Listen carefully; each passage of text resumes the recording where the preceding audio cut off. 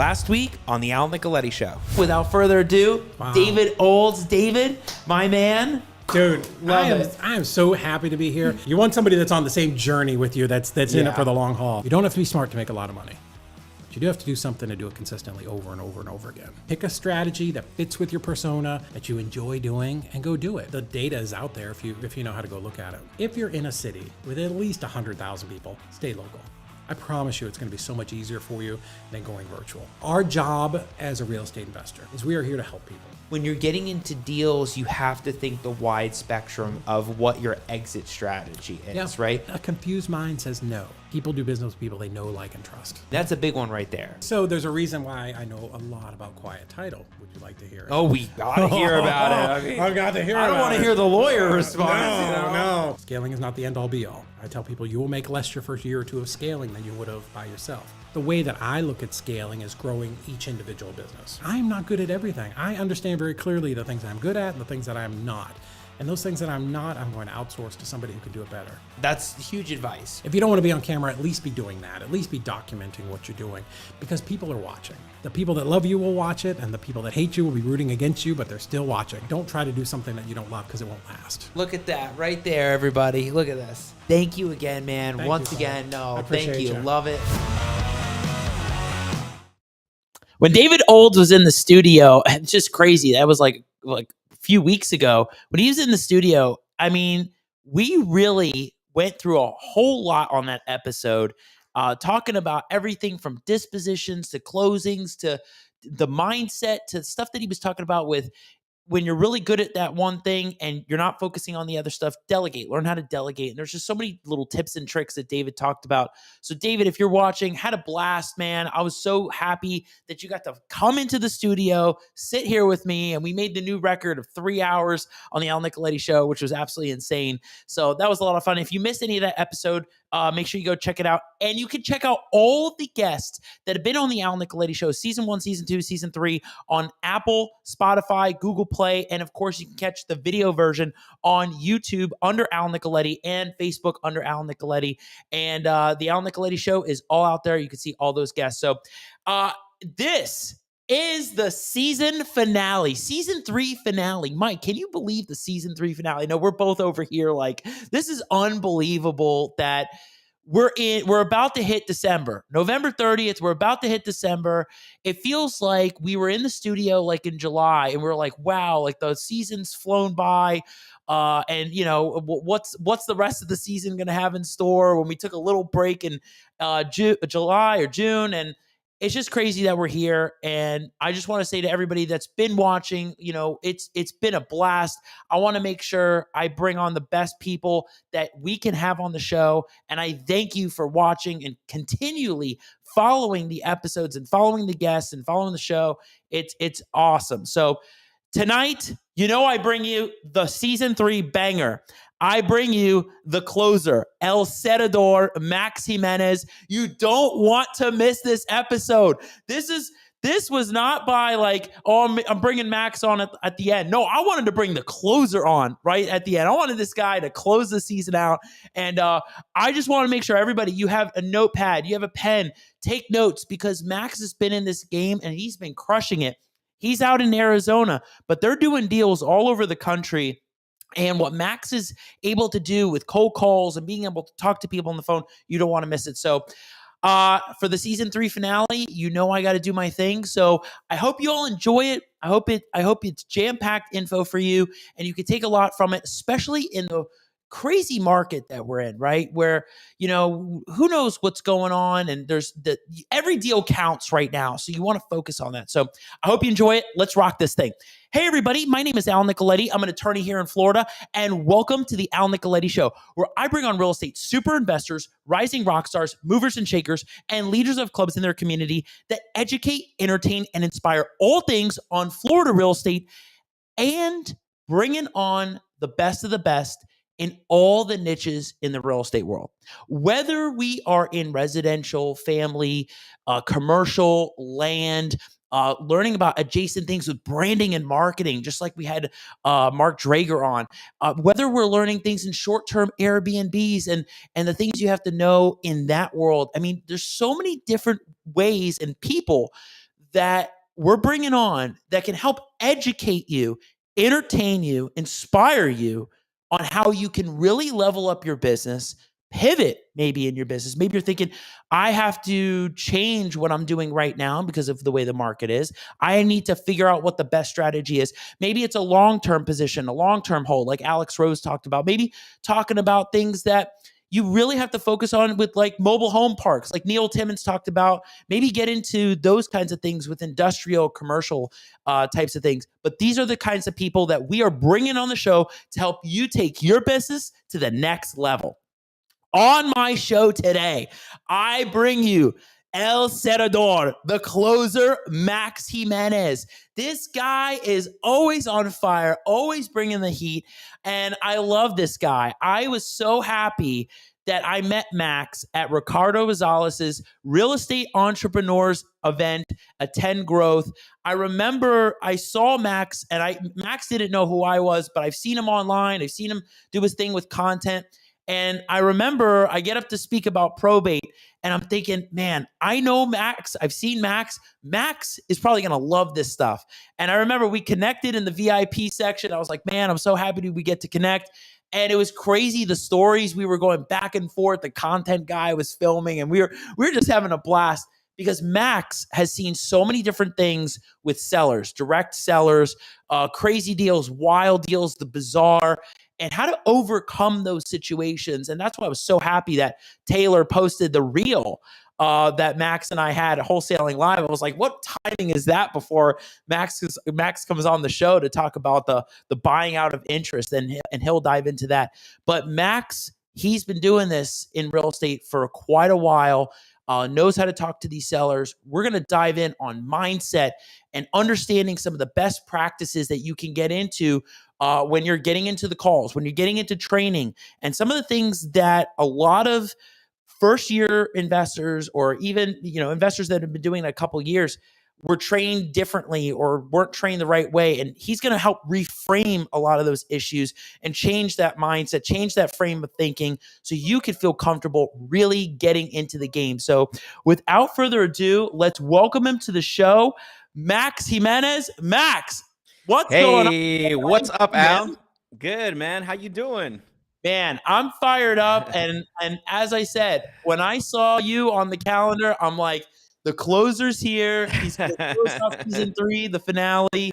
I absolutely love it. Let's do it, man. How's everything going in Arizona? It's good. It's good. I want to say, before we get into that, I want to say thank you for inviting me, and it's an honor. I was hearing in the backstage, how we met, and I wanted to meet you because I've heard about you, right, through my very good friend and mutual friend that we have. It's Rafael Cortez. Yes. And so he spoke. Yeah, Rafael, he's a very good friend of both of us. And so he spoke very highly of you. And basically, I was like, I got to meet Al. And then we connected at 10 Growth, that Ricardo Rosales event. So, but thank you. It's an honor being here. Looking forward to this. When you approached me with seeing if I would be available, I was like, absolutely. And I just love giving back. And, I'm looking to bring, I don't hold anything back. So whatever we need to do to make this happen, I'm excited, man. Let's go. Yeah, I love it. And Max, you got your own podcast, your own show that you're doing with Ryan, the Closers Correct. Lab, which has been on fire. I mean, you guys really been kicking it off, having great guests come in there. And we'll talk about that because I think people could get great value from just watching that alone. Exactly. And Max also, he goes live talking about cold calls and brings sellers actually on the phone where he can talk about it. So Max, for those that know you, don't know you, let's talk about your journey a little bit. You can go as far back as you want, or, Sure. at some point, but tell everybody the Max Jimenez journey into real estate. Yeah, it's an interesting one, right? Talk about the what is it called? The little adjustments, the little intricacies, the little inches, the tenacity and not giving up. Because every time I share my story, everybody's like, man, what if he would have done this and done that? So I knew about real estate long time ago. I'm talking like 10, maybe 15 years ago. And a friend of mine was flipping houses. This was before the first market crash. But I was always involved in sales some way, somehow. I've always been an entrepreneur at heart, did a bunch of things. But real estate, for some reason, kind of really hit me. Like, I was like, I'm really interested. But I didn't know anything, like everybody, right? The only thing I knew was you buy a house, you have to have the money, you have to have the money to buy it, you have to have the money to fix it. And so I didn't pay no attention. And I went through this little, this was between probably 2010 to about 2014, having different businesses and doing different sales jobs. And then in 2014, when the market started to spike up again, right? This is when where the prices were going up and the economy was starting to turn from the 2008 crash. I reached out to to my friend. His name was Randy. I said, because he passed away in 2015. But I reached out to him and I said, hey, Randy, what do you think? You see what's going on in the market. We're seeing all this construction. And so basically he's like, well, why don't you do some research and see what we can do? And I'm like, okay, perfect. So being me, very resourceful. I've always been very resourceful since I was young. We moved so much. Like if I told you the stories of how much we moved during my elementary years, so I had to make adjustment, but that's another story for later. And so I would go on Craigslist, Facebook, and I see these ads because Craigslist back in 2014 into 2015 was very prominent for wholesalers. And I didn't know this. I didn't know they were wholesalers. And I would see ads that would say cash as is, close in 7 days. And I'm thinking like, there's no freaking way I can do this. Like, where am I going to come up with this cash in 7 days? And I'm like, I have no idea. So I was running into a lot of roadblocks, right? And then so my family started to see what I was doing and what I wanted to do. And my mother-in-law said, hey, why don't you call the realtor that sold me my house? This was right around 2015. Maybe I know she knows a lot of investors. So so I called her. And so I'm talking to her, and she actually didn't live in Arizona anymore. She lived in Florida. And so where you're at. And so she's like, you know what, Mac, I wish I could help you. I'm no longer part of that world. And she's like, so running into these roadblocks, right? But I knew that, and I didn't know, like, I couldn't tell the future and what was going to happen, right? But just think about if I gave up during those little moments, because then she goes, I don't know anybody. I don't talk to anybody. I'm not in that world no more. And I'm like, okay, no problem. Little frustration on my part. And she goes, but hold on. I want you to look up this guy. He's in your He's there in your city. And I said, this guy? And I'm like, well, who is he? She goes, his name is Sean Terry. She goes, look him up. And I said, Sean Terry. And I'm thinking to myself, like, oh, here we go. Another guy, right? I got to look up someone else. So I wrote down his name, didn't do nothing that night. 2 days later, I remember this very vaguely because I came back from work. I looked him up. I Googled him. And obviously Sean Terry was like the only one that was doing a lot of coaching, podcasts, all stuff. Like he was out there like big time. And so I went to his website and I downloaded what he had on the little corner was an ebook, right? That's what he had. Like there wasn't as much information there is now back then. So I downloaded the ebook and I read that thing about 3 to 4 times, Al, if I can remember correctly. Because I wanted to make sure what I was reading, what he was talking about wholesaling, right? Talking about the transaction of contract A, then contract B, and then B to C, things like that. And what he was saying was true. And I couldn't sleep that night because I'm like, no way. Like, this is not. The next day I called my friend and I'm like, man, you're not going to believe this. I found this guy. I found a way for us to get in real estate. And his next question out of his mouth was, is he legit? Because, he would, not a lot of people knew about wholesaling back then. So that's where the journey started, right? Right around that time frame. And I started attending his meetups. He was having meetups at his office. And it took me about 11 months to get my first deal. This was from October, I want to say 2015. I went to the event. He had an event called Extreme Freedom. And I was still working at the time, a full-time job. But after my job, I would work on my business. And I actually went through a phase of about 3 or 4 months where I stopped listening to music, stopped watching TV, and I focused so much on learning this business, learning the process, working on my mindset, that I transcended so much from where I was at. I didn't feel good of where I was at position. And then I ended up getting my first deal and I quit my job. I was like, I'm going in this thing full time. And that's how I ended up making my first deal was like 11,500. But it was a lot of trial, tribulation. But that's how I started my journey into real estate and wholesaling specifically was found Sean Terry, and that's how I learned and took off from there. So crazy because I got to meet Sean at Wholesaling Live for the first time. I've heard all about him. He's the one that was doing, like you said, all the coaching on all the programs and stuff. Yeah. And everybody mentions he's a great guy right? too. Yeah, he's a great guy too. I mean, probably everybody that you and I know, I think we can all probably go back, trace back, like he's like the godfather, the foundation.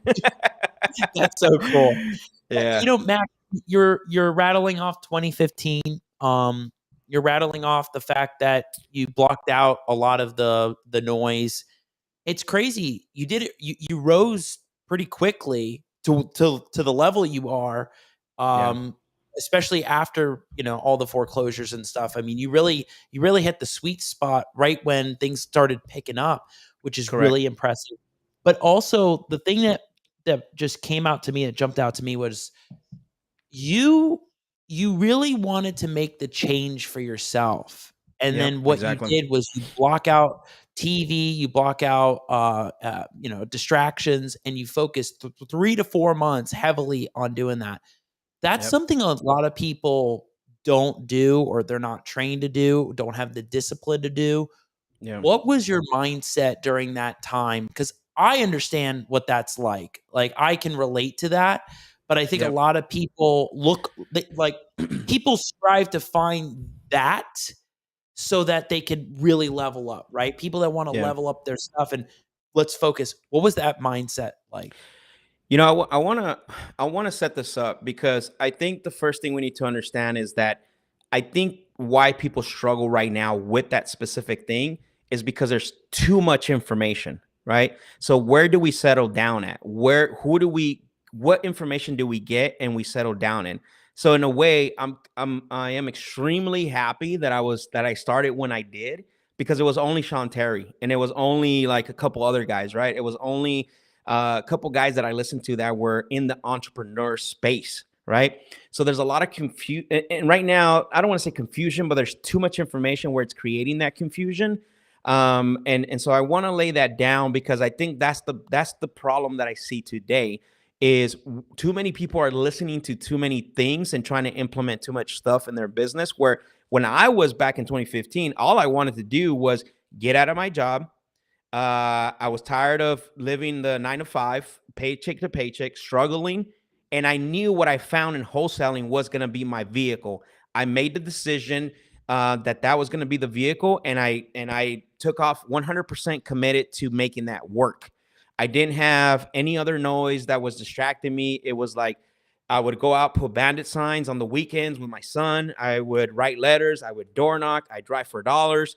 And it was all about getting that wholesale deal. And there was nothing else that was stealing my attention. And so listening to the podcast, and there was only about 4 or 5 people that I was actually listening to. And they were all different. Like Sean Terry was for wholesaling. Eric Thomas was for motivation. There was a couple other guys that had to do with sales, right? So make sure I get my sales skills up. So I was really focused, right? And it was just making that decision.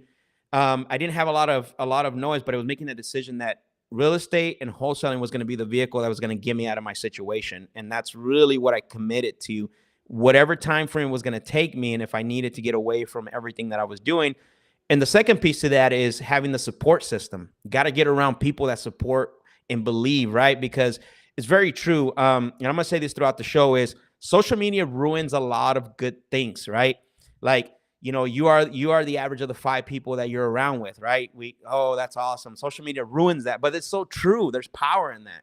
And so I was able to be, I was never around negative people. I was never around people that said that don't work. You can't do that. I try to position myself with individuals that were driving to the same goal. And, I was blessed enough to have my wife as a support and supporting me and family members as well too. So that's one thing. Yeah, no, that's huge. I'm just taking notes on this because I think this is all great stuff. Yep. And our great friend Ricardo Rosales is watching. He just dropped. I see him. What's up, Ricardo? Oh, what's up, baby? Yeah, he's watching. Hope you're doing well, man.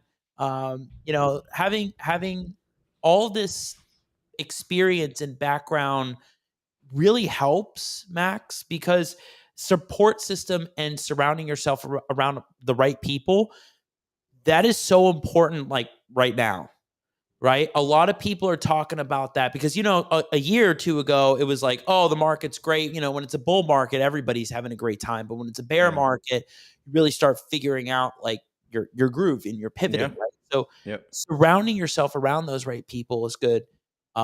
But like you said, I think you're making a point with the social media world is like there's just so much information, so many things out there. Like, who do you listen to and how do you listen to it? How do you absorb it?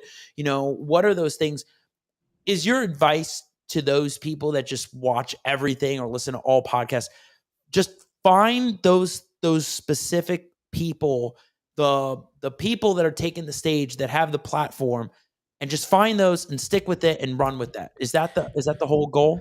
So the way I tell people all the time, like, well, who do I listen to or what do I do? So number one, you got to connect with people that connect connect with your core values. That's the first thing. Number two is anytime something's presented to you, is you got to ask yourself two questions. Does this take away from what I'm doing right now, or does this amplify what I'm doing right now? So you got to look at it through the lens of, is it going to sidetrack me, or is it going to catapult me into a better position? Right. And most people don't look at it that way. They usually look at it as like, oh man, this might make me better. And then just add it automatically. Oh man, this strategy right here is going to give me more opportunities, when they yet have not mastered that one thing that they're doing right now. Yeah, I could see that. You just got to really focus and find the right things that are going to work for you too, right? Yeah. Not everything is Exactly. going to work for everybody, and everybody's got a different way of learning. So Exactly. crazy. I think you brought up a point that relationships are super important. So Big time. Yeah. big time, right? Especially right now, right?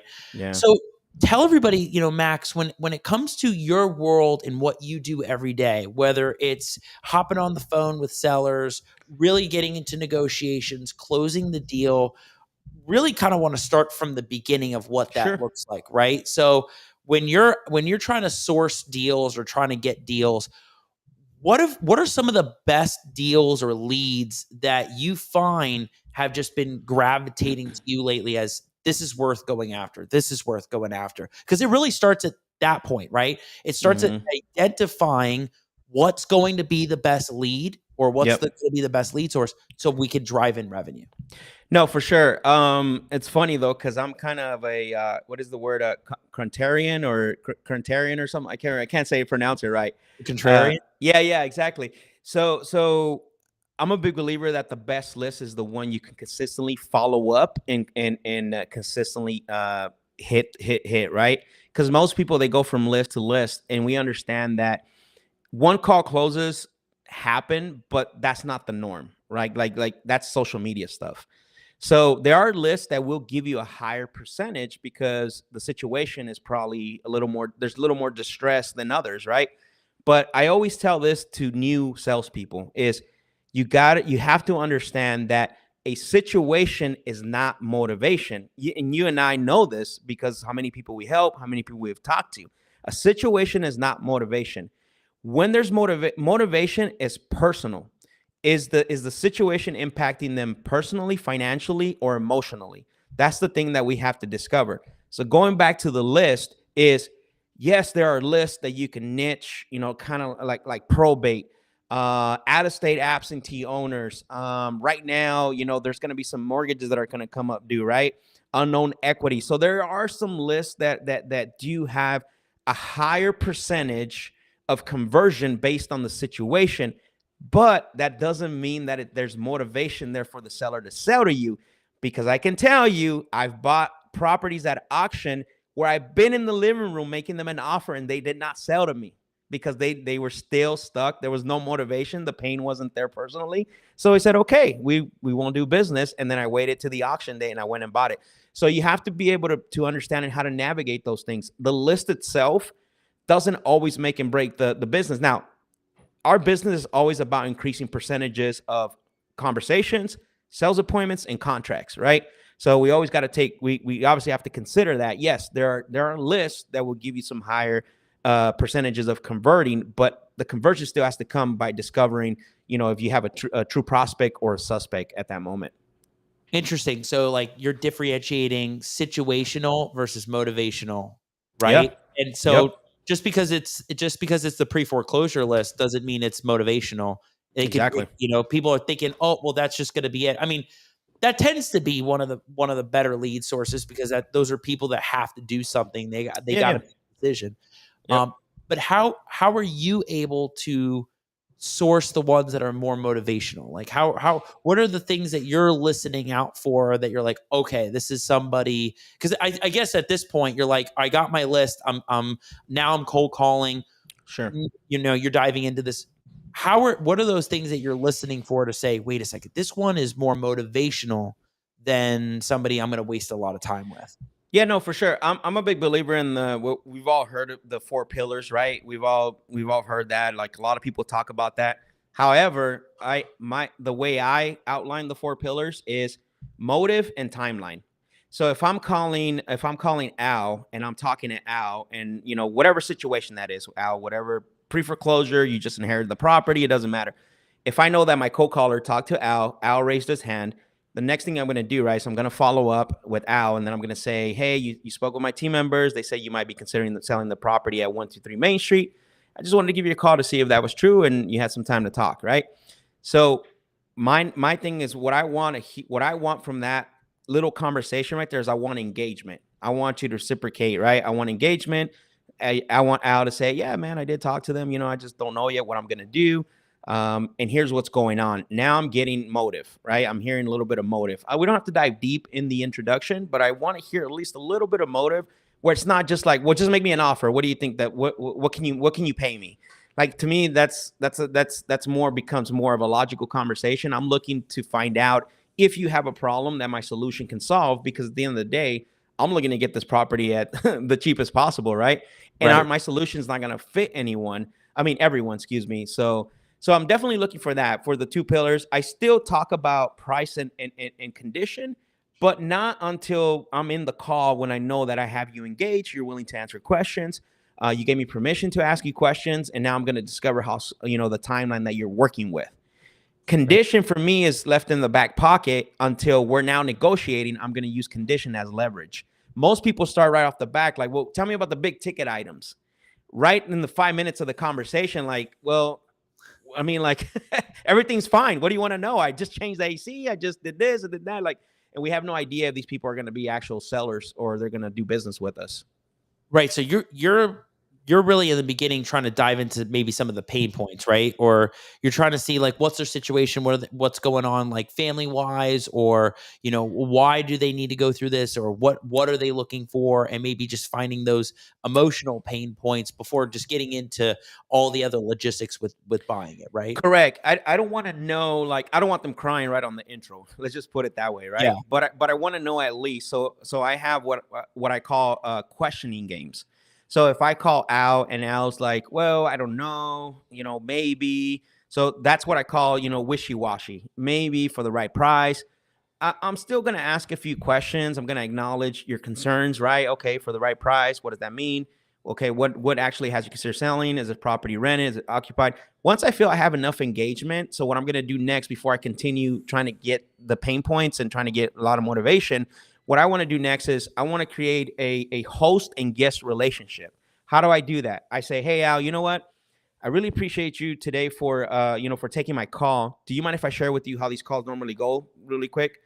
And what I want to do in there, once you say yes, I want to get time and the permission to ask you questions. So, Al, do you have at least 5 to 10 minutes on this call today? Let's do it. Okay, perfect. Now, I'm going to ask you a few questions just to see if you were a good fit for each other. Is that okay? Let's do it.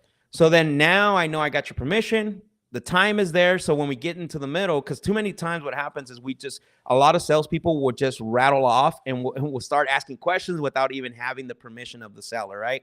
And I always do that. I do appreciation. I let them know, and I do a host and guest relationship. Then I get the time commitment. I need at least 10 minutes, and then I get the permission to ask questions. And then that's how I start the call. Right. Yeah. It seems like that permission part like opens them up, right? Because they've agreed to, they've committed to it. Now they're going to explain what's going on, which is a great tip and trick right there for a lot of people. Yeah. You know, some people are going to, and there's some people that say like, well, what do you need to ask all these questions for? No, I get it. You know, and I always acknowledge, I don't argue. This is what sellers want to do. Like this right here. Like sellers want to do this. And I want to get to this point. I want to get to where we're like this, where I go like this and I say, I got you. Don't worry. I like it. That's great. Right. And go ahead. No, I could see that that's your mindset of thinking about that, right? You've seen so many situations where people have gotten in there, but you want to help them overcome that situation. Yeah. It's I have a chart that has point A and point B, right? And so sellers at point A, how do we get them to point B? So the missing piece is information and trust, right? So we have information up here and trust down here. However, you cannot be the person that gives them all the information, because guess what? They're going to be they're going to feel like you're trying to sell them, especially when you rattle off features and benefits. What you have to do is you have to help them discover what is their perfect solution. By how do you do that? By asking questions, being empathetic, making statements, and then that builds trust, and that's the gap, right? That's what gets them from point A to point B. Because I'm a big believer that that trust is everything in a sales call. If I can get you to trust me on a sales call, then you're gonna feel comfortable to do business with me. That's right. Plain and simple my belief. Yeah. Did you learn your line of questioning through things like Sean Terry and the stuff that you were learning, or did you learn that over time by talking to each seller? Because I could probably see you as the type of all right, trial and error. Well, that didn't work, or that didn't work. Let's try it this way, right? And then that worked, and then let's follow this. Nah, man, I just woke up and I was this good. All right, look at that. No, just kidding. No, so here's the thing. Continuing on the story, when I started, I've always been in sales. I've always loved sales. I love entrepreneurship. When I got into real estate, one thing that I noticed is this is a different types of sales. And what I mean by that is that we are not selling any products. We are not selling any service, right? So what happens, a lot of people that come to this industry from a solar sales, a car sales industry, a vacuum sales industry, right? Or even a service industry where they sell AC service and plumbing service and all this. It's a whole different ballgame, because you're not selling a product and you're not selling a service. Now, you can say, well, Max, it's kind of like a service, maybe, but it's more of a solution. You're selling yourself. You're trying to sell the prospect to believe in you that you're going to solve their problem. But here's the thing. So then again, I went through a lot of challenges, and then in 2018, I decided that I needed to change something, and I was introduced to a sales training called Sandler Training Systems, and so I started. I went there, and it was actually my very good friend Pace Morby was attending that. So he was going there, and he ended up introducing me to the sales trainer, who was Brad Ferguson, who was actually still to this day. Actually, I had a call with him today. So in 2018, I want to say it was around September or November, I made the investment. However, going back to your point, it's a general sales training. It's general, right? It's not tailored for wholesaling. It's not tailored for AC, anything like that. So yes, I had to go out. In 2019, I was going to 3 to 4 appointments every single day, and it was all trial and error. I come back and I say, hey, Brad, here's what's going on. I got the situation. Here's what the seller asked me. Here's what I told him. And then he would call me out in front of the class. He was like, but you didn't say it like that, did you? And I'm like, yeah, I did. He goes, man, I feel sorry for you. Because if you would have said it like this, you probably would have. But he would help me, right? He would rescue me, and he's like, here's what you got to do. And then I record it, and I go back, and guess what? I would have success. And that's how I was able to build it and tailor it around our industry. It wasn't I really had to cut my teeth, man. I was going 2 to 3 appointments a day. And then once COVID hit, obviously that slowed down. So we went on the phones, and then we had to readjust again, because in person and on the phones is a whole different ball game. And so we had to readjust. And then again, trial and error, rebuilding our scripts, rebuilding our text templates. So yeah, definitely. It's all try and error, and that's what got us here. And I'm still a student to this day. I still love learning. Yeah, because I'm sure you haven't seen all the personalities of sellers, and you're going to get that one seller that really is going to fight you, but maybe is more motivated than they think. And you're going to be like, all right, what way do we go? I just think a lot of this is fascinating. And I know the big thing that you see, which is the acquisition teams that keep getting trained and keep getting hired, or the new people that get trained and get hired for these real estate companies, and then they leave, like the revolving door, as you call it. And are they getting trained the right way? You know, what that is all about. But your thing is they really got to focus on mindset when it comes to the task, right? Because they can learn about all these different things, all these tips and tricks, but if you don't have that right mindset when you have these calls, right? Thinking through the questions, what is all of that about? Woo, man, you went down a place where I'm like, that's my thing right there, man. I guess because you see the passion, right? And I get so frustrated when I see certain sales training or when I see certain things online. There's a such thing called a belief system, right? Beliefs. And we all grew up with different backgrounds, right? And I learned this through training and the training that I did, and my sales coach, he helped me out a lot with this. You and I have different backgrounds, right? For me personally, I never grew up talking about money. Like it was like, you know, I didn't even know what a checking account was till I was 19 when I met my wife. And so and I moved every single year. I moved around, never talked about taxes. You know, you go in the store, don't ask for anything. That's kind of the way I grew up. Now think about that. Think about that just for a minute. Let that settle in a little bit. Now I go get a job where I need to negotiate a $500,000 deal at $300,000. Now, you might say we might not do it consciously, but unconsciously, our subconscious says, I don't deserve this. This is not how I grew up with. So what happens is people come in with a thing called head trash, right? We come in with this head trash, and what happens when we hire acquisitions or companies hire acquisition people, they give them a script. They don't realize like maybe we need to work on their mindset, their belief system. Let's see what they're about first. They give them sales books, they give them mindset, and what happens is that they will try to get results through will and grit. Can you get results with that? Probably, but it's not a long-term sustainable plan. So when we hired acquisitions, we changed that up. They would never get a sales book the first 30 days.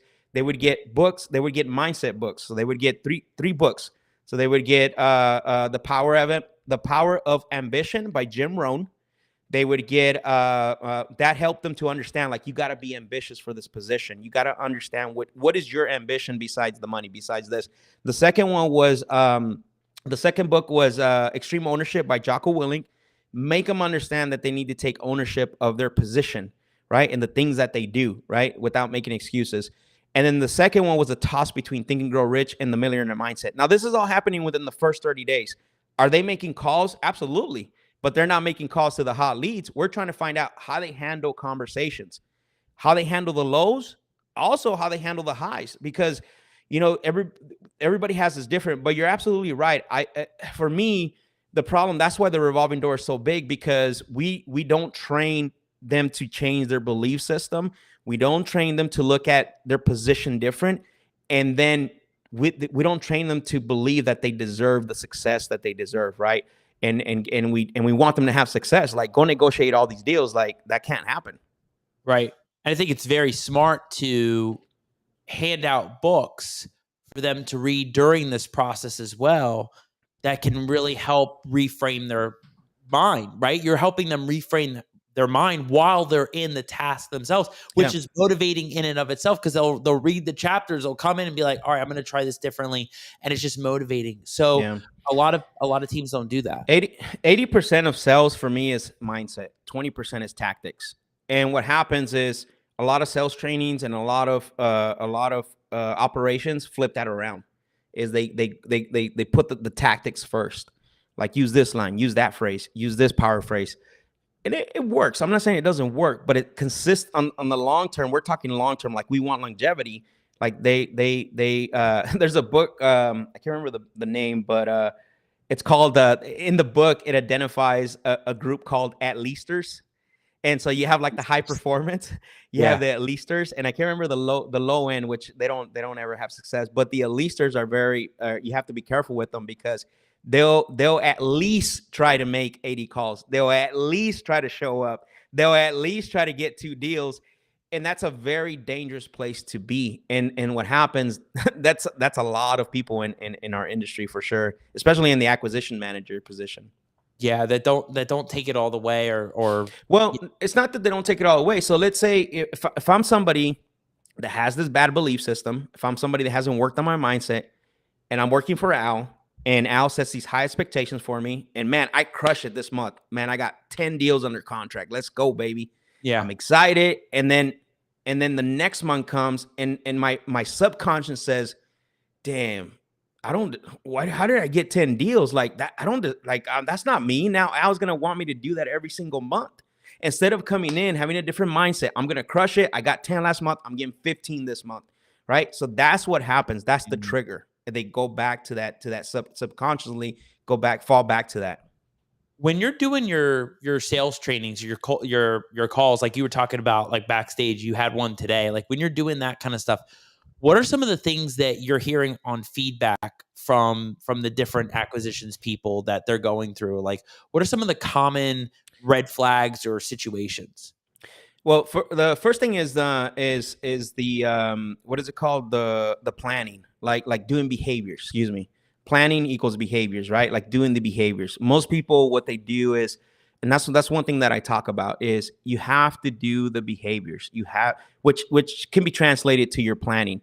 What is the outcomes you want from your prospecting? What is the outcomes you want for that day? What are your goals for that day? Like, a lot of times people just get on the phones and they wing it. Like, they have no, so let's say that I'm going to have a 2-hour block time of prospecting. And okay, so what is the goal for that 2 hour? What do you have it written down? Is it in front of you? Do you have your top 5 objections and rebuttals, your objections that you're going to get and your rebuttals in front of you? Do you have your 10 questions in front of you? Those are the behaviors that you need to do consistently to have. And most people, when they hear, they're like, man, I wasn't doing that. Like, I wasn't even putting my prospecting on my calendar. Like, wow. And I'm like, well, that's the thing, right? If it's not important for you, if it's important for you, it should be on your calendar. If it's not, you're not gonna care. You're gonna wing it. And that's the feedback I hear. The mindset thing, what I just talked about, the belief system, most like, man, I never thought about that. Like, I was trying to convince. I felt like I'm one of the things that you brought out, Max, was like, I'm sounding, now that I'm thinking and we're going through this, I'm hearing these calls and I'm like trying to force, somebody to sell me their house by offering features and benefits and all that stuff. But yeah, it's I go the first day, because it's a 3-week thing. The first day is it's all about trying to rewire and get you to think different. And like I said, because I'm a big believer, 80% sales is 80% mindset and only 20% tactics. And the ones that you've seen like take it to like the next level, like that are just like killing it, crushing it, or maybe now they're going to do their own thing. Have you seen those do the mindset shift? Like, they are the ones that are having that mindset shift with the goals, ambitions, and actually like writing this stuff down. Yeah. One thing is, when you get in this business is not easy. So everyone has that drive, right? For the most part. And what I told the guys today is, I said, I'm not here to change your whole system. I'm not here to change everything you're doing. What I'm here to do is figure out where's the little tweak that's gonna crank the wheel. Where's that little implementation that's gonna give you that 360? That's all I'm here for. If you can take away something that's going to catapult you, because I've seen it. I've seen guys that have already doing deals, but they come into the sales training and they go back and they have $100,000 a month. Right. So yeah, I see that all the time. Right. And they don't need to change everything, because that's impossible. You'll get overwhelmed. And I always tell them that do not try to change everything you do. Go back, implement some of the things, adjust your strategy, and then deliver the results. Yeah. And Max, you were talking about drive. That is something that a lot of people haven't tapped into or don't tap into until they it's like something you got to find. Yeah. And then once you find it, it's just like, I don't know if it's just tunnel vision or you really hit it. And once you get that, I mean, there's no stopping you. Right. Yep. And a lot of people have it, but you got to find it. Yeah. And that goes for everything in life. Right. So I can relate to that with 100%. 100%. You got to find it. And then, do you really want it? That's the other question too. Right. Some people are scared of it. Yep. Do you really want it? Do you really want to make the change? Do you really want to keep going with it? Or you want to do what you were doing before? Or you want to do something different? But the drive is that's a mental thing every day. Yeah, for sure. 100%. Yeah. Max, so the cool thing that we connected on when we were at a Ricardo's event was the bizarre and different weird world. Like I get off stage, I'm talking about probates, I'm talking about, there's 7 kids and what happens if the sixth one assign, the 7th one doesn't. And we're going back and forth. And I remember you're like, hey man, like, I had this one crazy situation. You were telling me about the buying out interest, and I was like, oh man, we're gonna have a great time talking about that. Tell everybody, especially in the kind of market we're in where deals are really tight, you got to get really creative. You got to start thinking through.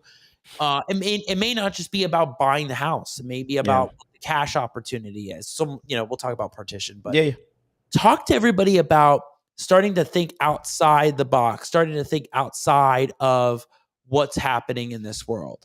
Absolutely.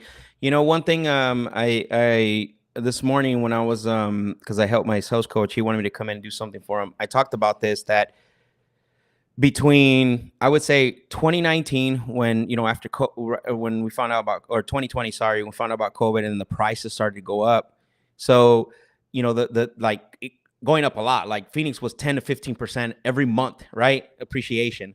And so a lot of people stopped working on their craft and became order takers. Right? Seller would say, give me this. Okay, perfect. And then they go sell it to an institutional buyer or whatever the case may be, right? So in essence, they got lazy. I mean, that's really what it is, right? Because they were riding the wave. They were, selling, locking these deals up, didn't really have to negotiate. One thing that I focus on, and I really went hard on our guys, like, we're not doing that. We're going to continue. This thing's not going to last. We're going to continue negotiating. We're going to, obviously, yes, we'll give a little bit more, but we're still going to go through the process. So unfortunately, a lot of those people aren't here, but there is some people that are still here. And I think for those that are struggling, and maybe those that are trying to figure out whether they can continue, or whether they're, you have to go back to the basics and understand that at the end of the day, you need to be a problem solver. There's 3 things that I always say is, I'm a problem solver first, salesman second, and then buyer of real estate third, in that order. Problem solver first, salesperson second, buyer of real estate first. Why? Because I want to talk to a prospect that has a problem for my solution. The salesperson part comes in. That's where my skills come in. House is irrelevant to me, right? At the end of the day, I want to know that goes back to the what I talked about, the pillars. So those 3, if you can focus on that, is figure out how to think outside the box. I mean, Mike Termini, I think here he's commenting. He's someone that I'm learning from. I had to pivot to creative deals, right? A lot more than I had to ever in my career. I'm doing a lot more creative. Now I'm looking through, like, it was cash first, and then offer creative. Now it's like I've turned that around. Like, can we get this on seller finance? Can we get this on a subject to deal? But still, you can't use those tools as a form of convincing. Like, I can't tell Al, because Al doesn't want 40, 50 cents on the dollar. Well, what if I gave you what, you know what I mean? You can't use that you still have to solve the problem. Like, Al has to have a problem where that solution fits for him, right? And you have to be creative. I mean, that's really what's going on in this market. And how do you do that? You got to work on your craft. I have a presentation that's, that I give on that, why salespeople fail. And there's 3 reasons, right? They don't work on their craft. They're always looking for, like, the one-liners, the power phrases. Unfortunately, that information doesn't improve your performance. It only gives you temporary wins. And you have to figure out a way to get back to the basics. And those basics are getting creative, being a problem solver, like I said, salesperson second, and buyer real estate third. I love it. I love that you have that, like, you have different pillar mindsets for different categories. I think it's really cool. Like, whether it's on the acquisition side, on the creative deal side, you're, like, really thinking through strategic. You have strategic thinking, Max, right? I appreciate it, man. So, tell us about this deal or this crazy deal, because in our probate world, right, somebody owns that property, they die. Now there's heirs somewhere, maybe 3 kids, 4 kids. And hey, you could have found this on your list. It's on the motivation side, right? You talk to one of the heirs, they're like, oh, we got to do this. It's going up for auction. But in your world, you hear those deals all the time, and you're like, all right, does everybody get along? Everybody ready to do this? And then all of a sudden you get on this call and you find out, well, most of us are ready to do this, but we have that one. that doesn't want to participate. And many people think in that situation, oh, we're out, like we can't do this deal, well, they may only be focused on buying the house. They're not thinking about the other perspective of the cash. But you come in, you're like, well, wait a second, there's an opportunity here. Talk to us about what that is, what you've seen, your story behind that, where you were able to profit a lot of money because you use creative methods like the buying out interest. Yeah, big shout out to my buddy Jerry Vidalis. I don't know if you know who he is or ever met him. He's probably somebody I can connect you with, but he was doing this already. Like the guy knew the ins and outs. So when the opportunity presented it, I knew about it, but I never did. That was the first one that I've done. I knew about it. I knew the ins and outs. I knew some of the steps that I needed to take. And so, but we didn't have an opportunity until that arrived. And so actually that came from talking about lists. It came from a liens list, properties with liens, excuse me. It came from properties with liens because they had a lot of, what is it called? City code enforcement violations, and they became liens and stuff. But yeah, so there was 4 siblings. They inherited the property, and they each individually owned their own, I don't know if you call it shares or what you would call it at that point, but Their interest.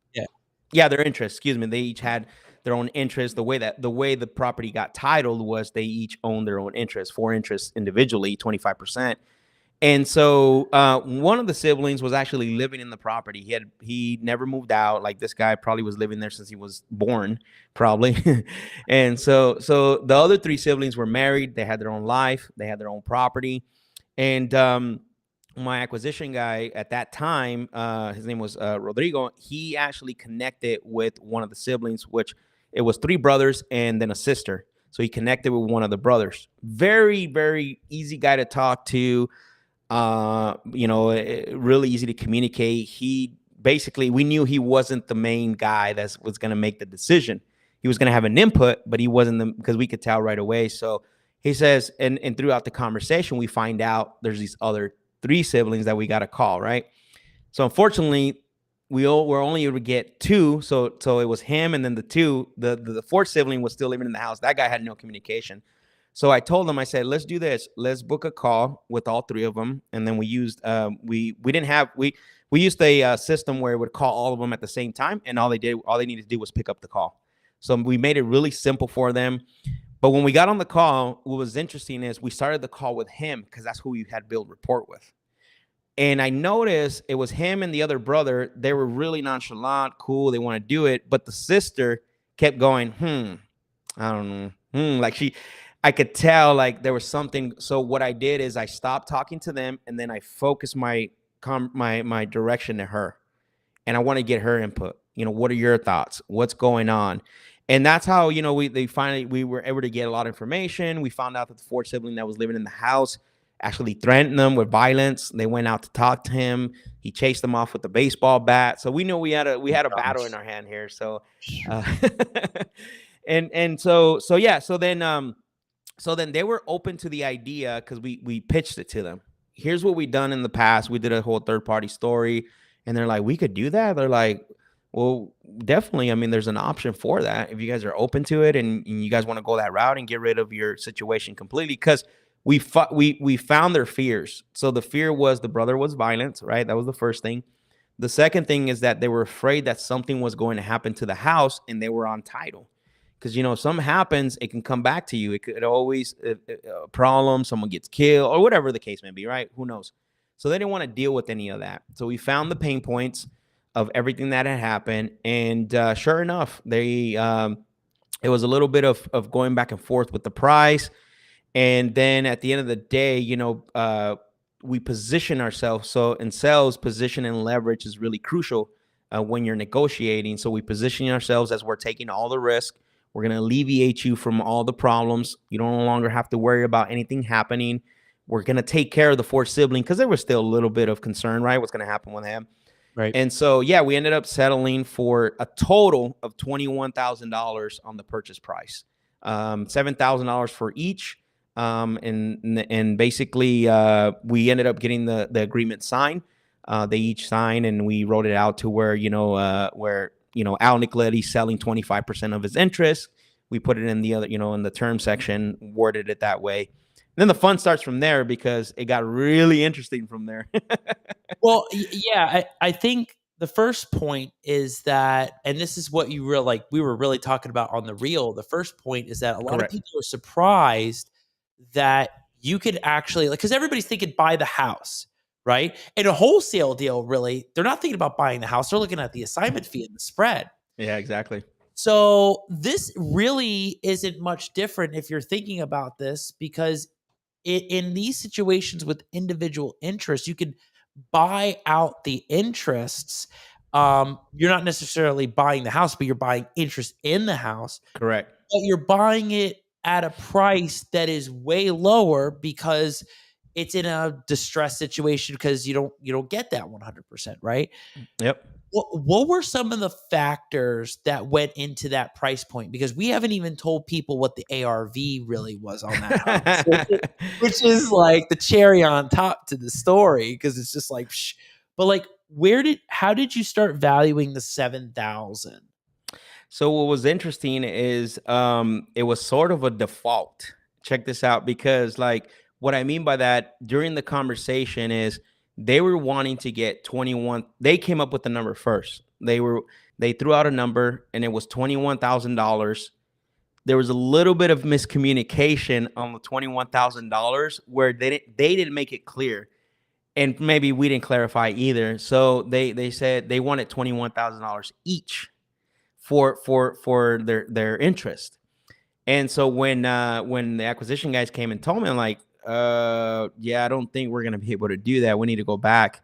And we told them, like, we were very, very transparent. It wasn't like we're trying to hide it, like, hey, we apologize. Must have been a miscommunication, but there's absolutely no way that we would be able to pay, $64,000 total. Considering the risk, considering that we're going to be able to take care of your brother and everything else, and we told him, like, we feel comfortable giving $21,000 total, to be able to take this situation and let us take care of it, where you don't have to worry about it anymore. So a little bit back and forth, and then we ended up agreeing. They said, yeah, they're like, we're done. We don't want to do this anymore. And so they were already frustrated. They already had been threatened with violence and all that. But yeah, that's kind of how the price came up. It was really weird. That was one of the only ones where that actually turned out good.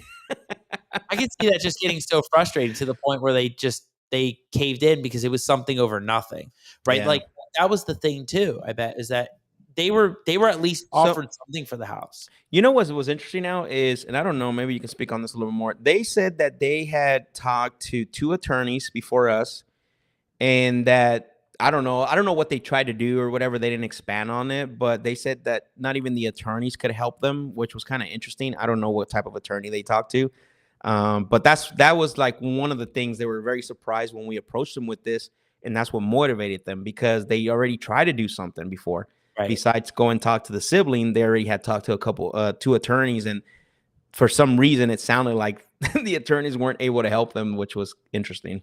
That's interesting, because I know in Florida there's different ways it can go. They could have gone to the lawyer themselves, and right. After 2020, there's an heir v. heir kind of thing where the heir that doesn't want to sell has a right to buy out the others at fair market value, and if they can't, satisfy that, then it goes straight forward to either a listing or an auction, right? So they could go to a lawyer at that point and file the suit. Maybe there's something in that state that didn't allow it, or maybe because it was an heir situation, they were possibly, But here's the thing: you by being in that position and by learning this kind of thing, you figured out, well, wait a second, this can take place in other deals I have, and it's like, okay. Did you get also about whether the other brother was going to do anything? Did you get insurance on once you bought the interest? Did you get insurance? No. So here's the thing. So that's where everything started to get a little more interesting, because they signed, went to a title company, and went to 2 title companies. So our main title company was like, yeah, we're not going to be able to insure that unless we get a written letter from the Ford sibling saying it's okay for them to sell their interest. That's what they wanted, which was really interesting, right? I'm like, oh man, how are we going to do that? There's no way. I didn't know that we needed to do that when they're selling their interest, but the title company was requesting that in order to insure it. And so we went to another title company. They said, yeah, let's do it. And then like halfway into the deal, they're like, oh, we're not going to do this. We still need the brother. Same thing. We need the rent permission from the fourth sibling and this and that. And we're like, you know what? So I called our attorney, who's been our attorney for a while here in Phoenix.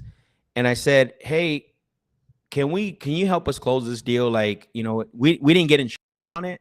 No title insurance. But what we did is we had them all go to our attorney's office. They signed off, right, on all the paperwork, and because attorneys can do everything, you know, besides, I think, insurance. I don't know if they do title insurance or not. But then we also had the spouses sign off on any interest.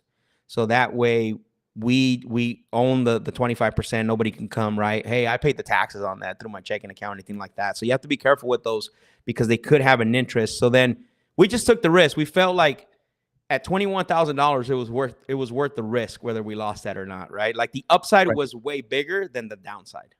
Right. And when you priced it and you got the deeds and you were able to do the exchange of money, you already knew what potential there was in this property. Oh yeah, right? 100%. You already knew what was going on. So tell everybody. I mean, you can just let it out of the bag, or you could ease up to it. What ended up being, so once you got that, what ended up being the true ARV to that property? How did you find out that number? So the property was very unique. It was one of the larger lots in the community. Well, they were all large lots, but this one, they were splitting them. A lot of builders, they were splitting them. So the house was positioned perfectly to be able to split the lot evenly, which was even like in our favor. But as it said, it was around 150,000 ARV. As is, you know, with the lot and the house, it was $150,000. But we didn't stop there, right? Like we took it a step further, and what we did let me back up here a little bit. We actually filed to have a sale. I think we went through the court because the brother wasn't being cooperative, and we just said, you know what, let's go ahead and sell it. We can get, you know, 100,000 for it, 150. We'll just get our money back, make some profit. But we made an attempt. This guy hated his siblings so much. This is why you have to, you know, be persistent, discover. We made an offer to him, and we told him how much we paid the siblings, and we made him an offer double of what they got. So we paid him $40,000 for his interest. So in total, we were into it for $61,000. Mind you, still 150,000 ARV. So he accepted it. He signed his interest off, and then he moved out. So that's when the real fun started. Once he moved out and once he signed, we recorded it. He moved out. We ended up splitting the lot. So the lot itself, we sold for $100,000. The lot itself, the empty lot, we sold for $100,000, and then the house, we rehabbed it and ended up selling the house for $325,000. That is crazy. That is crazy numbers. It is. That was one of our biggest deal. I think our total profit on that was somewhere around like 280,000 or something like that. So. And it took a while, but it was worth it. And you're thinking about so many people that would have passed off on that deal thinking, you know, oh, I don't want to buy out the interest, and then start negotiating with the other person, only to find out that even if you paid them double or triple, it's still worth the money because any 100%. Or even if you're going to assign it out as the wholesaler and you're not the one going to do the rehab, it still was a worth it deal. That deal could have been, we could have walked away that deal anyway, right? Assign our interest or, you know, sell it, whatever. We would have made money on it, but we decided to go full throttle through it, split the lot, everything. And it became one of our most profitable deals. For the company. I love that story, Max. I mean, I appreciate it. I see it happen, right? I see a lot of people, some investors really are intrigued by that, right? They're intrigued by the fact that you're able to do that. Some, it doesn't fit their model. Like with some acquisitions teams and dispo teams, it doesn't fit their model. They just want, you know, fast, just whole, you know, because the buyers want to buy. But what's your best advice to those that aren't really thinking through that and they're like, all right, we don't want to do that? Like, what's your best advice, especially with the market that we're in? I think it depends, right? Like what your business model looks like. Because we did have a good infrastructure to support all that, right? We had the funds, we had the attorney, we had the personnel. So that those stuff matter, right? I think at the end of the day. But going back to what we said earlier is relationships. If it is a person that maybe doesn't fit that model, reach out to someone that might understand. Like, Al knows a lot of people that can connect you with if you got an opportunity like that. I mean, I know a lot of people, right? So leverage those relationships if you are running into that. But I think we look at every deal, like even up to now, we look at every single deal. How do we maximize this deal? We don't let the situation, or we don't let the seller off the phone until we know we have exhausted every single opportunity that we can, the way we can get this deal, right? That's one thing that you, especially in this market, you have to do that. Like, you can't just say, oh, a cash deal didn't work. Okay, well, I'm going on to the next lead. Like, you're going to be in dead water. I mean, a lot of people are already, right? Yeah. Probably a lot of people, a lot of people I know, they're not in business anymore because of what's happening right now in the market. And it hasn't gone it's bad, but it's still, they're supposed it's getting worse. But I think in this market, you need to be, what I said earlier, right, is be a problem solver and look at every deal and exhaust every opportunity that you can generate this deal and create it.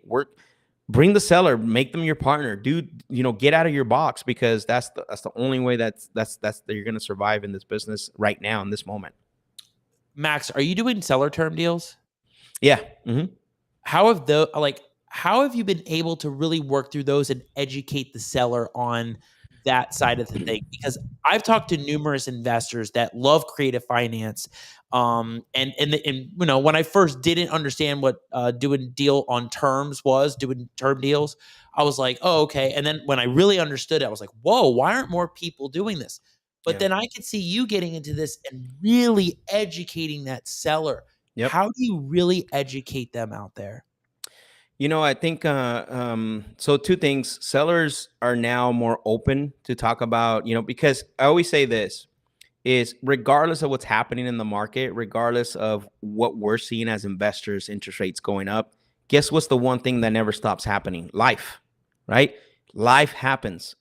The situations that we were buying, the situations that we were solving when we were buying that property at 50 cents on the dollar, that's still happening right now, right? Like, that doesn't never stop. You know this. You're a probate attorney, right? I know. I see it. You see it every day, right? It doesn't happen. But however, though, is that people are now more open when we talk to them. We still, our first approach is always go with the, we always try to go, we offer the cash first, right? Like, here's our cash offer. Here's what we can do to give you the one lump sum. And something I learned from my, I call him my mentor, because Mike's teaching me. Mike's been in the business for about 20 years, Mike Termini. He's teaching me a little how to get really creative with seller finance. And so one thing I learned from him is that whenever we don't come to an agreement, is on the one lump sum because we're too far apart, he goes, just simplify, man. Just ask the question, which fits perfectly with my sales training. Because if I'm talking to Al and Al wants $300,000 for his property and I want to be at 150, like, we're never going to make that deal happen, right? Because we're too far apart. So what the question I ask Al, before I educate them, before I tell them the benefits of seller finance, because we don't want to use we don't want to use the creative stuff for convincing. Remember that, just to convince them to give us the deal.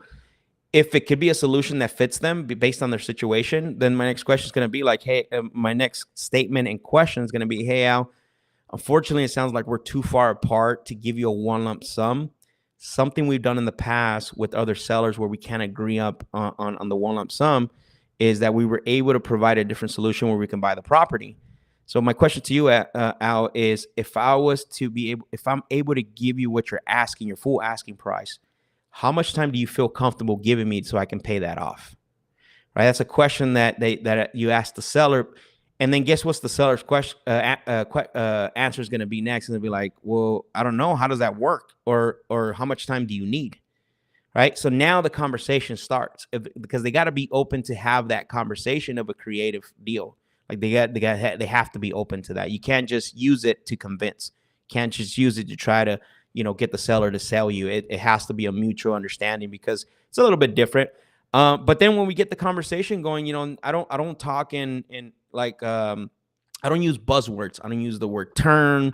amortization, interest rates. It's all because you have to remember one thing that salespeople forget in this industry. Remember, going back to that, we do this thing. Maybe there's some people that do it once a month, but that's still a lot. We do this once a month, maybe 5 times a month, maybe 10 times a month.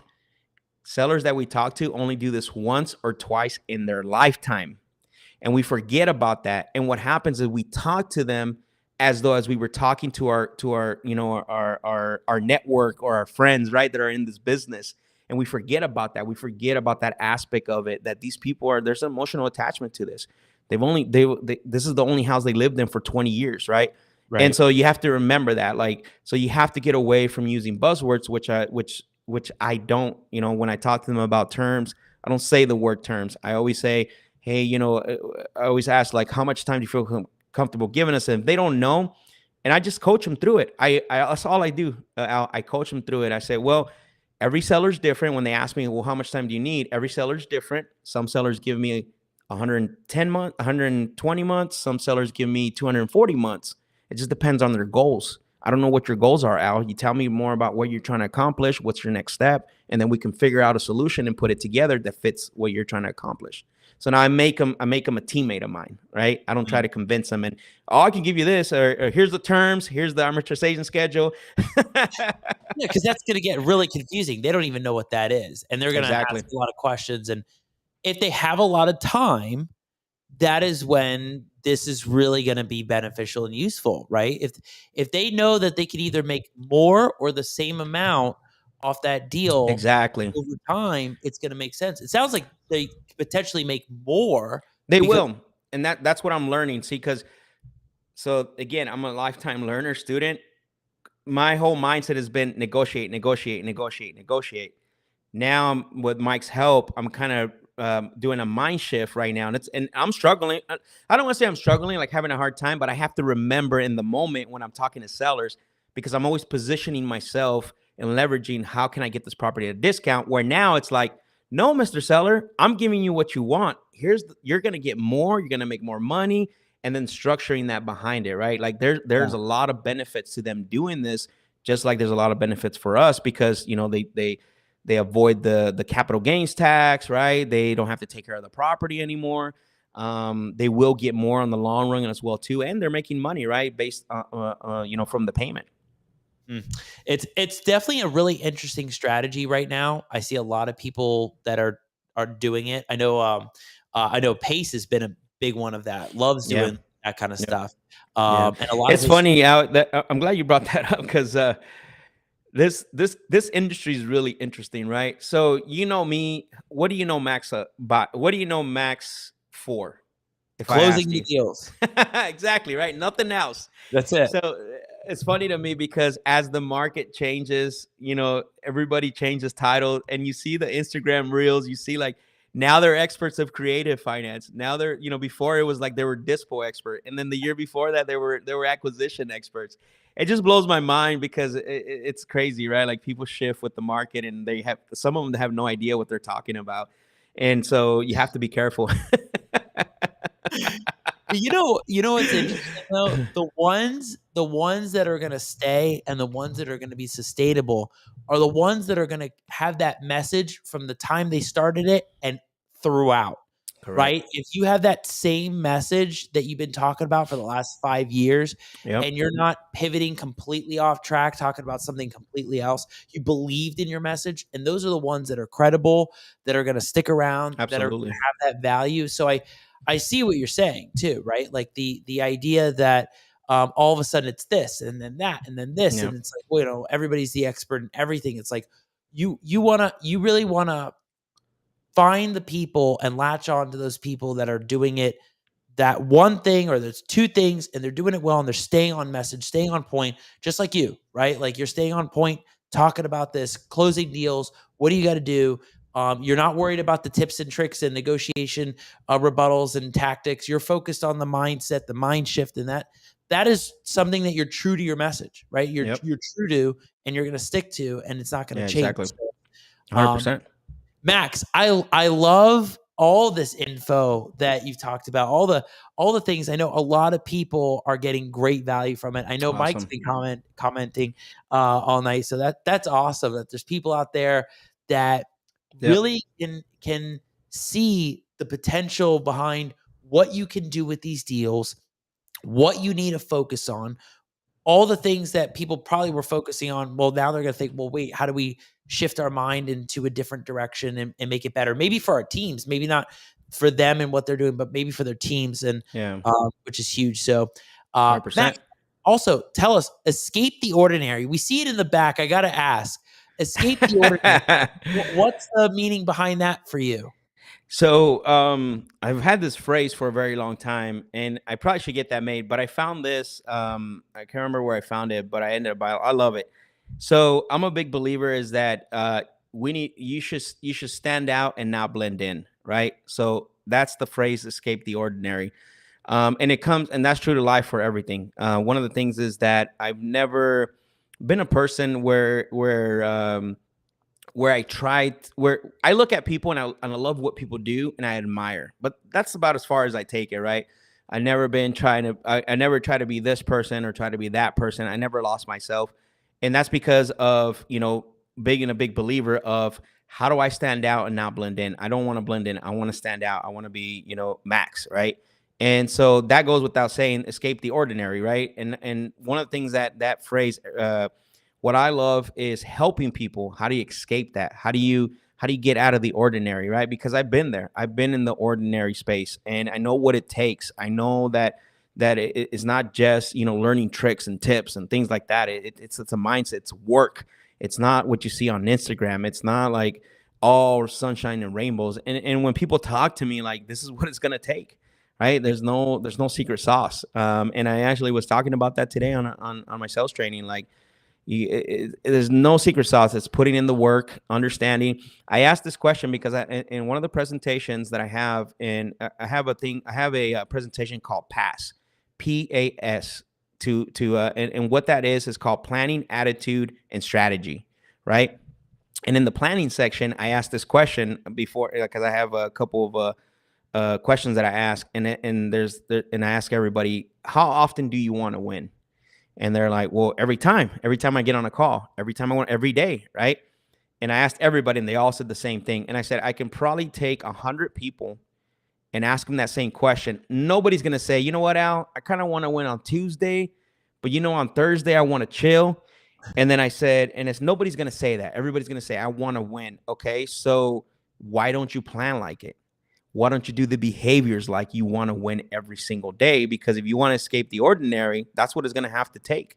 There is no secret sauce, right? And that's what I'm preaching, and that's what I'm teaching in my sales training. I think it's a great message, right? I think it's a great message for people that don't want to be that ordinary everyday thing, and you want to be able to, one, step out of your zone, right? Be yourself, but stand out in the way that you are meant to stand out. Exactly. And find that, a lot of people have to find what that is, what that element is. It may take time, or maybe you know it, you just got to do it. They do. And what's crazy is being in this industry for such a long time. I've seen people come in and then they try to copycat other businesses, try to copycat other brands, and then they disappear, right? And it's unfortunate because I know there's people that want a desire to, do something and have a purpose. But the thing is, like, maybe they were taught wrong. I don't know. It's really interesting for me to see that. I never got caught up with that. And everybody that I talk to, I always tell them that same message is, you got to figure out what is your purpose. What is the reason you're doing what you're doing? Like, you got to figure that out at some point. You cannot run after that thing that shines or that thing that glitters, or just because, this person has that or that person has this. You don't have no idea how it got there, how that thing got there, how this got there. Like, that could have been years of hard work, but yet you're admiring the end result, which is the wrong thing to do. Right. Right. Yeah. People got to focus on what works for them and what's good for them, and find them, right? You find that rhythm, find that groove. So love that sign. I love it over there. I see appreciate it. Max, so you got the whole setup going. Max, this has been awesome. I mean, what you've talked about, the deal you had, the mindset, the mind shift, it's been awesome. And I think a lot of people can get a lot of info from this. Tell everybody about the Closers Lab. Like, let's do the plug for that. Yeah, that's my baby, man. The Closers Lab is something that I came up with about, I want to say about a year ago, actually, probably about a year ago. It was an idea first. I didn't know how I wanted to expand that idea or put it out to the world. And so it initially started as what is it called? Deal breakdown, right? Talking about deals. But I was like, nah, that there's a lot of people that do that, which is still helpful, but it didn't drive my purpose. And then the second thing that I came up with, well, what if I take people to appointments with me, right? Take a camera, but I was like, man, but I was like, that's probably not going to work. So then I said, you know what I'm going to do is I'm going to get on YouTube every Thursday. I'm going to talk about negotiations. I'm going to talk about sales. Not only am I going to talk about it, I'm going to do it. I'm going to make phone calls. And yeah, and that was it, man. I took it that way and it blew up. I mean, I don't know, on my YouTube channel, I got hours and hours and hundreds of hours of just talking about negotiations. And I always make a joke. I actually did this today, and sometimes people laugh because I'm like, my YouTube channel has more value than some of these sales courses that are out there. I love it. Yeah, and it's because, again, and so that's how the Closers Lab came about. It's a brand that I created, and it's huge now. And now, it started with YouTube. Now I have the Closers Lab system, which is the sales training. It's a 3-week sales intensive that I do. I try to do it like once a quarter. The demand has been a little bit higher for it. So I've done 2 this quarter. So it works really well. I not only do I teach them strategy, but also mindset, right? Shift. We were talking a little bit about that in the beginning. But definitely I'm available for them. There's so much because a lot of times what happens, a lot of workshops, a lot of trainings, it's great information, but we all know that the questions don't happen at the workshop. They happen after, when you go out and implement. So Right. I'm a big believer, and I invest a lot on the students that go through the Closers Lab system. So Love it. Yeah. So make sure you check that out. Max, you go live when? it's so right now I'm in a little bit I'm adjusting my schedule. I'm gonna start going live on Fridays at 11 a.m. Arizona time. So Fridays, 11 a.m. Arizona time. Very cool. And then you do the cold call things too. Like all of a sudden, I'm scrolling on Facebook, and you're already talking to the seller, negotiating the deals. It's not even a Closers Lab; it's like a live cold call session. Like you do those. Oh yeah, no, I'm sorry, Al. We're talking about Club Collab, the show you were on. We do that Tuesday nights. Yeah. Yeah. Okay. Club Collab. That's a show with Ryan and myself, my partner Ryan. Yes. Yeah. So I apologize, man. I didn't. So the Club Collab was actually, it's on Tuesday nights at 7 p.m. So that show was created out of a what is it called? Desire to just have real conversations, right? Like nobody comes on and tells their story for an hour and then no meat, right? We pull out meat and potatoes from successful investors. We've had you on there. Yeah. Had quite a bit of guys. Corey Geary. We actually had David Olds on there too. Yeah, cool. So we've had quite a big players on there. We have all the recordings on my YouTube channel, but that we get a lot of feedback from that just because of the way that the show is structured. We don't hold anything back. We actually tell people like, hey, when you go on there, it's like we're gonna just go and you're gonna open up like a book. Yeah, and you and Ryan, like I remember being on the episode, you really dove deep on probate. Like you guys were asking questions things that Ryan was like, wait, what? Like you can do that? Like this happens? Yeah. Like, things that a lot of people just don't know. So you guys take Club Collab and you go deep on the topics with all the guests. So so that's right. We even got what's funny is we got Corey Geary to open up more than what he usually does at events. So he's like, I don't know why I told you all that or why I said all of that. That was the secret sauce. Now you can the secret sauce, yeah. But the difference is on the shows is the Closers Lab is where all the calls happen and the negotiation training and all that. Yeah. Yeah, they're both so cool. I mean, anybody can check that out. So cool. On the last the show has went international, like Philippines, Canada. I had a guy in some other places, but I had the guy in the last sales training, the sales intensive. He says, "Hey Max, you want to know how I heard about you?" I'm like, "No, tell me. How'd you hear about me?" He goes, "One of my VAs," he goes, "that's in the Philippines, said, hey, have you heard about Max Jimenez?" A virtual team member, I guess, that was in the Philippines was telling him, and he's like, "No, who's that?" He goes, "Well, he has the show, The Closers Lab." And he's like, "I watch it that was back then I had it on Thursdays, but I had to move it." And he's like, "I watch it every Thursday." And he's like, "No, I don't know who that is." And then he Googled, The Closers Lab, and it came up, and he saw all the calls. He was like, "Man, I was blown away." He goes, "I couldn't believe the VA was watching this." And it's just a barrage of messages, man. Like, "Max, thank you, Max. You can't believe." Like, I have people that train. I actually got tagged today on my stories. One of my friends, he's a very good friend of mine, Thomas. He's training his closers team from the calls that I have on the Closers Lab. He's training them. He's having them break down the calls. He does assessment based on the calls. So when I say that my YouTube channel has more value than a lot of the sales training, I don't just say that to like ego or joke around. It really does, because I know I've again, if I showed you all the text messages, all the DMs that I get on Instagram, it's overwhelming at sometimes, but very grateful, because again, on the show, I don't just talk about sales. I don't just talk about strategies. I dive deep into everything we talked about today, and then I show you how to use it by making phone calls and talking to sellers as well. Yeah, and it's practical, right? Yeah, Practical very. stuff. I mean, Very you're simple. going through real scenarios with Exactly. people on the phone. This isn't just role play in a classroom. Like, these are No. exactly, they're sellers that are going through these pain points, situations, and talking to them. And that's like you said, I mean, it's out there, it's in the universe. Anybody can watch it, anybody can find Yeah. it, can learn from that kind of stuff. So you want to So take advantage of that. exactly, absolutely. And we're gonna start it back up again. One of the things that I do when people want to come to the sales intensive, like, I keep it very small, anywhere between 10 to 15 people. That's it. I don't want 30, 50, 100 people in there. And I've had people that will try to get in and want to pay me, and I ask a few questions, and I see the intention, like they think they're just going to pay and then get good at sales. So I find that out right away, because obviously I'm a sales guy. I know what they're trying to sell me, and I always tell them this: look out, what I want you to do this. If you really want to learn, go to my YouTube channel, watch these videos here, go out and use the things that are in that video, and then tell me how it worked for you. And then guess how many people have done that? Those that think that just can pay. Zero, right?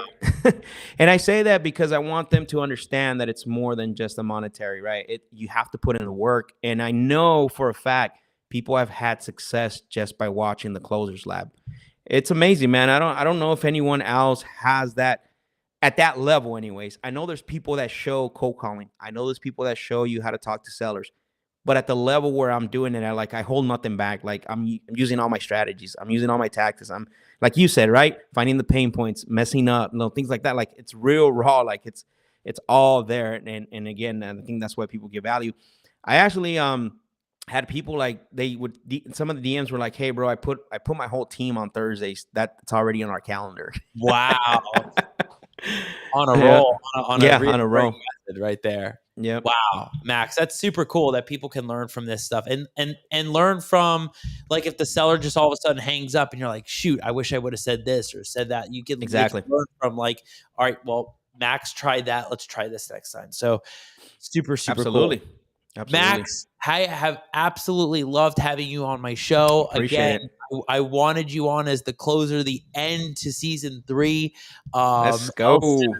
I mean, like, this, it's perfect. So I love it. Well, thank you for having me, and I hope I brought it. Hope I brought some value, and I had a good time. I really appreciate you, Al, for your friendship, first of all. Yes. And then, for having me on the show and being the designated closer, right? Yeah, exactly. Right. It worked out so well. I love it. Max, as I do on all my episodes, and I've been doing this throughout basically all season 3. I think this is where it, like, actually happened. I think, Mike, I think it happened from season 3. Final words, final thoughts on everything. Max Jimenez, Closers Lab, Club Collab, negotiation, sales, anything, market predictions, shifts, all of that. Final words, final thoughts, Max Jimenez. Yeah, I think, again, I'm going to say this. I think it's important that if you're out there right now and potentially you're struggling because of this market shift, but you do have a desire to, have success, right, in this industry, in this business, that's the first thing is make a decision that this is the vehicle that you want to do. Get away from all the shiny and the glitter and the shiny objects and invest in your craft, right? I said this earlier. There's a bunch of reasons why salespeople fail, and especially entrepreneur salespeople. But I narrow it down to three, which is number one is we don't work on your craft, and that's what happened, right? We were order takers. The second thing is work on your mindset, change your belief system. Do you truly believe that you are deserving of the success that you're looking for? Because I'm going to tell you, just like there's fear of failure, there's fear of having success. You need to change that mindset. And then number three, really simple, go out and take action. You cannot perfect what you don't take action on. How are you going to correct when the things that you're not taking action on, you're not going to get better? Yep. All sound, solid advice from Max Jimenez. Max, Appreciate it. Loved having you on. Can't wait to see you at the next event. I know things are starting to line up. Things are getting out there. Ricardo's event in February. I mean, so many different events that are going to be coming. I know I'm going to see I'm you excited. there. Yeah. I'm super excited. I can't wait to see you take the stage again. I love when you take the stage. It's awesome. I appreciate it. Thank you. I will see you soon, brother. Can't wait to see what's to come for you, and we'll catch up soon. Awesome. Thank you, Al. Appreciate it. You got it, Max. We'll talk soon. Yeah. All right, everybody. Wow. What an ending to season 3 right there with Max Jimenez, El Cerador, the closer. I mean, talking about so many things from mindset to creative deal structuring, creative financing. That was a nice little bonus in there for people. We weren't even planning on talking about that one, but that's awesome that Max is getting into that and really seeing that as another option and really talking about some of the things that you should implement or even have your team implement to have a better system in your real estate business, right? I think it was really interesting. If you go back to the beginning of the episode, Max really breaks things down into like 3s and 4s of pillars that you really should follow and steps and the way you should see things and reframing your mindset on a great example was the books to the acquisitions team. They hired people to make the calls and to really help motivate them. They got them a series of books to really help elevate their mind and shift it to more ambitious goals and taking control. It's like those little things that you can do, whether it's yourself or whether it's in your business or your team. That is huge stuff that you can take from there. So, and make sure you check out Max's podcast that he does with his show that he does with Ryan Overcash, the Club Collab, which is huge. He brings on all these great people and they really spill it out there, right? So you'll see some people from time to time that they may not give it all the info. Well, you'll find that kind of stuff on a Max Jimenez episode, right? On the Club Collab, or then you'll find his stuff on the Closers Lab, which is he's talking about negotiations and bringing sellers on the phone, like talking to them on closing deals or working through negotiations. So check that out. And it's just awesome to have guests on like Max, right? It's really crazy. We do this week after week after week with different guests and amazing guests. And it's always great to see what someone's doing in their industry and crushing it on a daily basis. Max wakes up, he grinds, he's moving, he's calling sellers, loves being on the phone. So love that kind of stuff. And I can't believe that it's the end of season 3 right here. Like this has been crazy. One of the things that has been absolutely awesome has been the team that has surrounded me on the Al Nicoletti Show. It's a lot of people don't see the behind the scenes about running a production. There's so much that goes into it, whether it's booking and timing and coordinating, people coming over, to set up, Mike coming here every Wednesday to set up, Taylor helping set up the events. I mean, there's so many people that have been a big, big part of running the show. I mean, when I was doing season 1, When I don't know if people remember, like you'll see the blinds in the back, right? But when I was doing season 1, I mean, that was all just self-production. And then rolling into season 2, Mike comes in, Mike's, doing the helping with the video, the computer, the audio, the camera. And we're leveling it up, and then we have season 3, and Taylor's really helping with the graphics and the stories and the social media, and then Mike's now making the Last Week on the Al Nicoletti Show. There's just so much that goes into these kind of episodes that a lot of people don't realize. The countdown timer from James Hodgkiss, and I mean, there's so many people. So just want to say, Mike Williams, thank you for always coming here every Wednesday, 9 p.m. Eastern. Well, you come at 8, but but coming here and doing all of the recaps, the Last Week on the Al Nicoletti Show, all the micro content that's out there, and really taking notes on what a lot of these guests are talking about. I think it's really interesting to see like where things have really come with the show, man.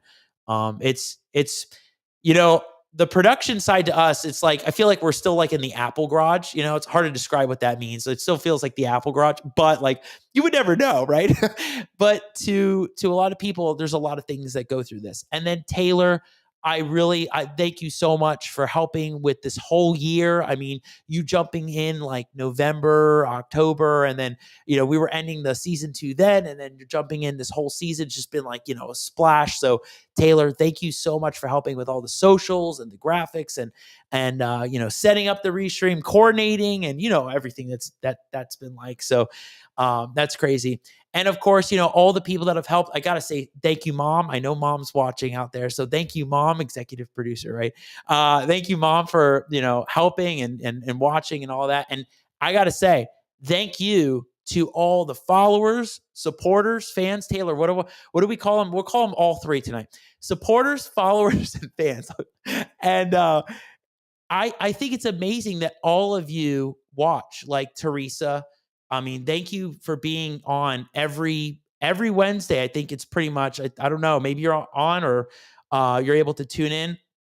Robert Rodriguez, man, like, I don't think there's an episode that's gone by where we haven't seen a gem, a bomb, a fire. It's like, it's awesome. But that's what we want. That's the kind of stuff that we always are striving to have, is people that are viewing and engaging with the audience, right? And that's what we always want. And then special guests like Mike Termini that just he comes on. He's like, I love what Mike was saying. I mean, he's it's just awesome stuff that we get to see here. So, again, I think that there's so much that if you didn't catch some of the episodes, like a Max Jimenez episode, if you caught this one, but you didn't catch like the Neil Timmons episode, I mean, there's so many people. I'm just like, my mind's just going like, I mean, we could go down a whole list. We could have an episode on like all the episodes.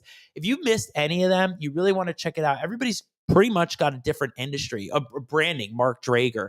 I think even Jason Matthews was on this. Oh yeah. Everybody can also see, like, we've had so many of the different people that have been on the episode. David Richter was on, right? He was season 3. So David Richter, the book right there, Profit First. That was his book that just came out, and that was awesome. David's Cups right there. I mean, just so many different things. I mean, I have 2 shelves going right now. So we had Matt Lentz on. That was huge. So if you got to catch all that stuff that's out there, different people. Season 4. So tonight, let me just say like where this is kind of going. Season 3 is ending tonight. And season 4, we'll have the promo. We won't tell you when. We'll keep you in suspense. But season 4 will be next year. We'll let you know. We'll put out all the maybe a video, maybe a flyer, but we'll keep you all there. I already know who the first guest is. It's a banger. It's a true MC banger, and we're gonna make sure we kick it off. It's gonna be awesome. So I don't want to keep you all waiting. I know everybody wants to go to bed, or maybe everybody wants to hear me for the whole night. I have no idea, but I love all of you out there. It's been awesome. Thank you for an awesome season 3. I can't wait for season 4, and let's keep this train going. The Al Nicoletti Show continues to roll. I will see you all next season on season 4. Have a great year, everybody. Thank you all so much. Take care.